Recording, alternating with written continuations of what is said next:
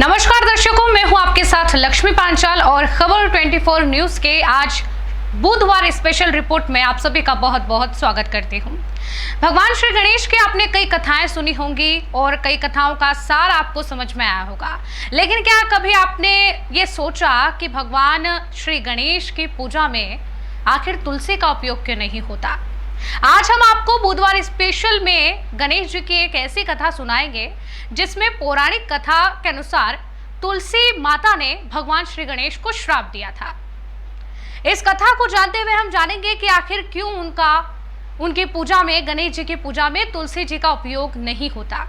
कोई भी शुभ काम करने से पहले भगवान गणेश की पूजा करने का विधि विधान है। भगवान गणेश को विघ्नहर्ता कहा जाता है, इसीलिए कोई भी मांगलिक कार्य शुरू होने से पहले भगवान गणेश की पूजा की जाती है ताकि सभी काम बिना किसी बाधा के संपन्न हो सके।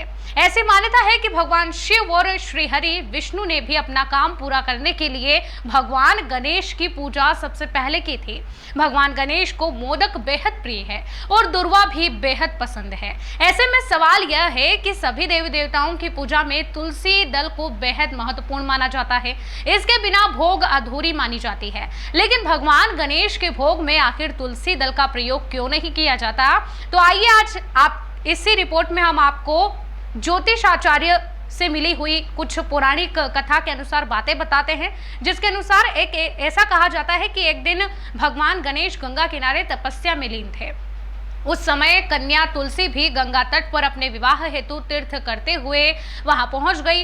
इस दौरान तपस्या में लीन भगवान गणेश रत्न जड़ित सिंहासन पर बैठे थे। उनके शरीर में चंदन का लेप और रत्न से जुड़े हुए हार थे जो बेहद मनमोहक दिख रहे थे। तभी अचानक तुलसी की नजर उन पर पड़ी और वह भगवान श्री गणेश के प्रति बेहद आकर्षित हो गई। ऐसे में तुलसी जी ने भगवान गणेश को तपस्या से भंग कर दिया और उन्हें विवाह का प्रस्ताव दिया। तपस्या भंग होने पर भगवान श्री गणेश बेहद क्रोधित हुए और उनके विवाह के प्रस्ताव को ठुकरा दिया। फिर क्या था? उसके बाद भगवान गणेश के ठुकराए हुए प्रस्ताव से क्रोधित होकर तुलसी जी ने उन्हें श्राप दिया। उन्होंने कहा कि उनको 2 विवाह होंगे। उसके बाद गजानन जी ने तुलसी जी को श्राप दिया कि उनका विवाह एक असुर से होगा। तभी इस श्राप को सुनते ही तुलसी उपाय करते हुए माफी मांगने लगी। उसके बाद बप्पा ने तुलसी जी से कहा कि तुम्हारा विवाह शंखचूर्ण नामक राक्षस से होगा, इसके बाद तुम पौधे का रूप धारण कर लोगी। उन्होंने यह भी कहा कि कलयुग में तुलसी मोक्ष और जीवन देने वाली साबित होगी, लेकिन मेरी पूजा में तुम्हारा प्रयोग कहीं नहीं होगा।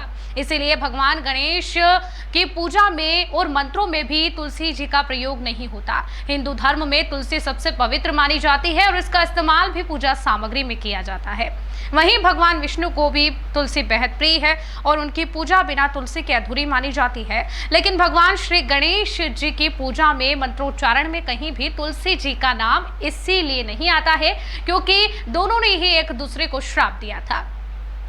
आज के हमारी बुधवार स्पेशल रिपोर्ट में इतना ही।